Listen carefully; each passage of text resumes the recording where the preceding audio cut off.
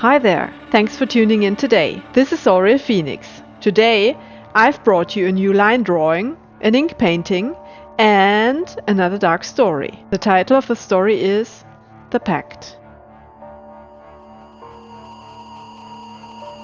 The Pact.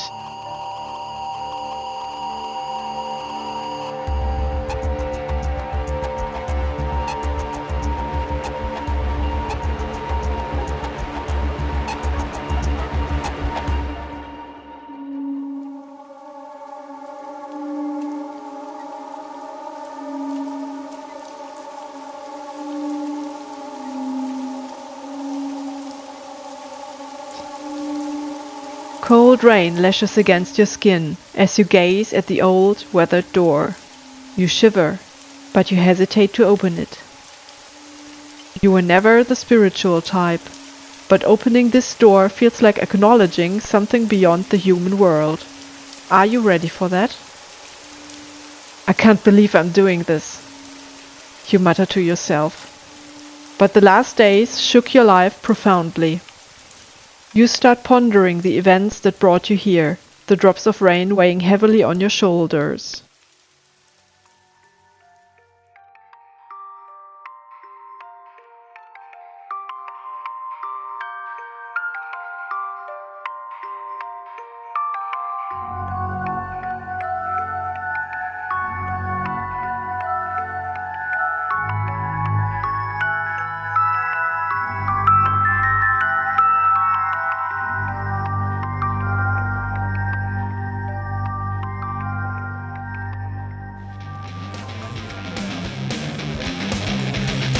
A few days ago, while drowning your sorrows in heavy liquor, you spoke to an old man at the bar. He said he was there every day, but you never noticed him. Drunk enough, you poured out your heart and told him your life's story. I caused an accident that took somebody's life, you confessed. I wish I could turn back time and change our fates. The old man looked at you knowingly. There is a way, he said.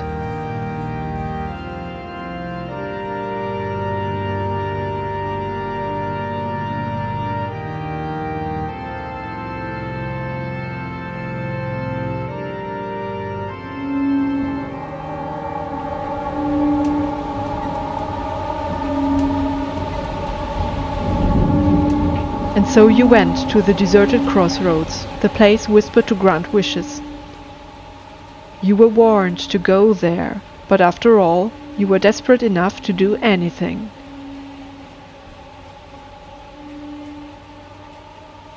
There was an old barn not too far away. It looked abandoned. The place felt magical, in the dark and gloomy way of the twilight that was about to shift into night.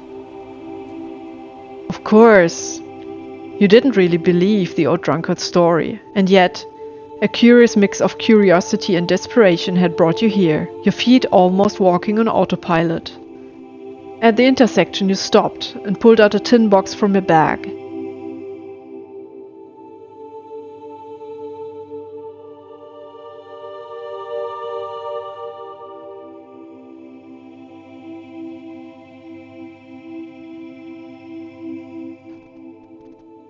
It was very quiet.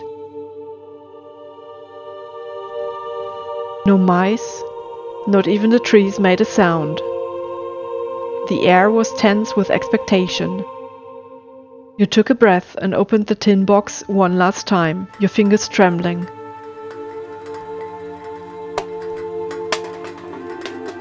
Inside were her old pocket watch, the ring you planned to give her, and a lock of her hair, reminders of a future that never came to be. You couldn't bear to touch the soft lock of hair. Tears welled up in your eyes, and you quickly closed the tin box. You could hear your own breath trembling as you conjured up your courage to look around for a good place.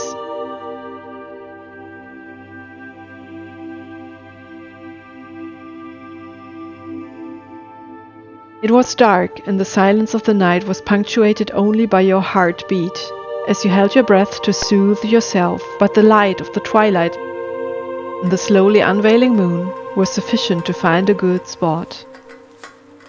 You knelt down and with painstaking care, you buried the box in the cold, soft earth. It was like a second burial.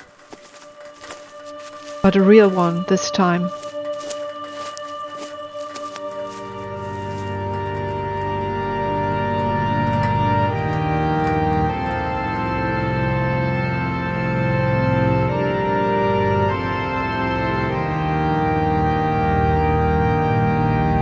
Then you said the ancient Latinesque words that were told to you. Reda maledictus, Reda maledictus, Reda maledictus. Exaudi me et concede mihi desiderium meum.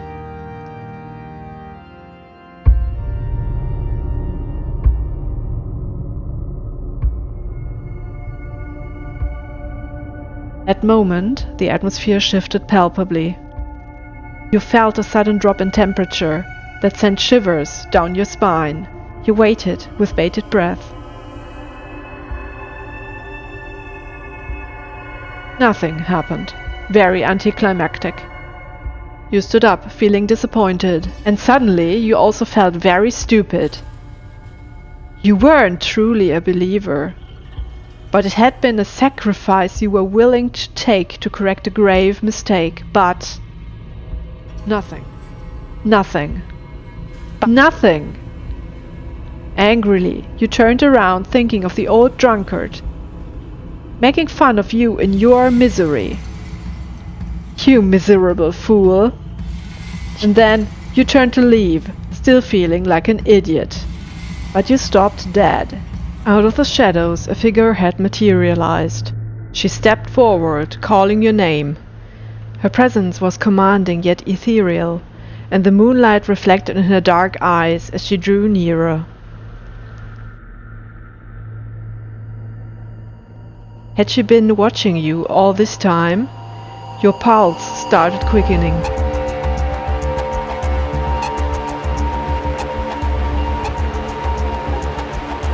As if in answer to your thoughts, she said, "You have called. I answer. What is it that you wish for?" Her voice was dark and melodic. It hung hauntingly in the twilight air. What is it that you desire enough to summon me, to offer a piece of your soul in exchange? The question hung in the air like a test of your resolve, summoning you from your stupor. Gathering your courage, you told her of a wish to undo a grave mistake that had shattered your life. As you spoke, Reda listened intently, her gaze never wavering from your face. Then she nodded once. "It can be done," she stated solemnly. "But you should know that human lives are connected in mysterious ways.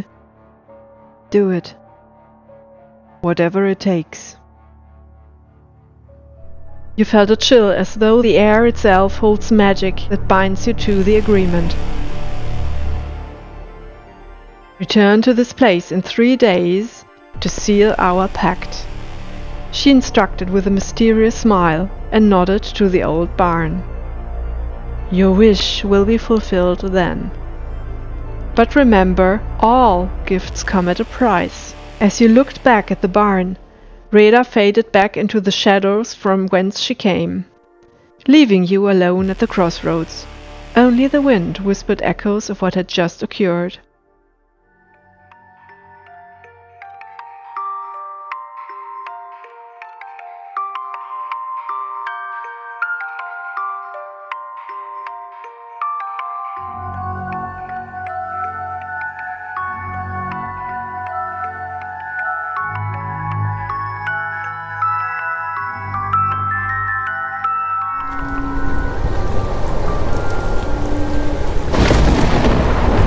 Back in front of the old barn door, the rain is still pouring onto you, like iron chains weighing down your soul.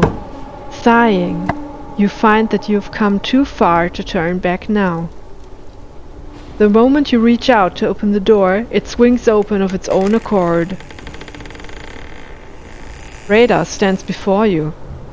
her silhouette faintly illuminated by the flicker of candles in the room behind her. It is cold and you are drenched in water, but you feel the heat emanating from the room. The air is thick and heavy, and each step you take forward resonates deeply within your soul. Rada's eyes glow, and her seductive smile sends a shiver down your spine. "Do you wish to perform the ceremony?" she asks, her voice a dark, velvety whisper filling the room around you. Doubt flickers through your mind.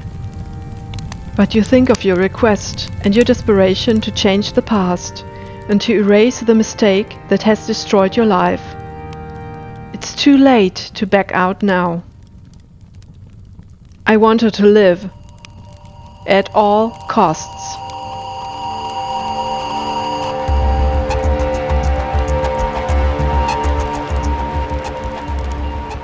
Rada watches you intently, her lips forming a knowing smile as she nods, indicating you to follow her.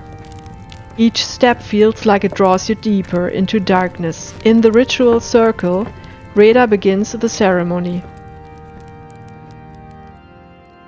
The words she speaks are in an ancient foreign tongue. Each sound seems to carry significance and ancient power.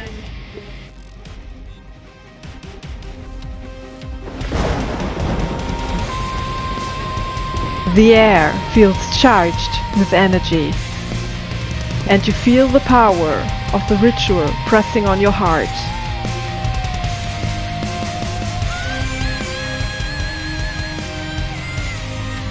The moment stretches into eternity as you are drawn into a vortex of past and memory, living through 1,000 lives. Then, suddenly, it's over and reality returns. As you leave the ritual circle and look around uncertainly, you finally become aware. Aware of all the consequences of your wish. A wish that has now been granted, though not as you had imagined it. Your soul feels lighter, as if you've confessed, but the burden of your wish presses heavily on your heart. The mistake is corrected, but at what cost? It is the way it was, but it will never be the way it was for you. Rada observes you, her eyes full of knowledge. The warm candle light reflects golden on her skin, and her eyes gleam lightly in the soft light with compassion and understanding. Sometimes, she whispers, our wishes are more curse than blessing, but to allow her life, you must never become a part of it. Stepping back into the rain, you take a moment to fully grasp what just happened. The rain still drips on you, but now it feels lighter, warmer. It feels like it's slowly washing away your guilt, purifying and absolving. Yet, the burden of knowledge remains. She lives, but you will never be part of her life. A life without you is the price for her survival. And sometimes, loving means letting go. This knowledge weighs heavily on you, but you know it was the only way, and it was just. Was it worth it? Rada asks. Yes. She's alive.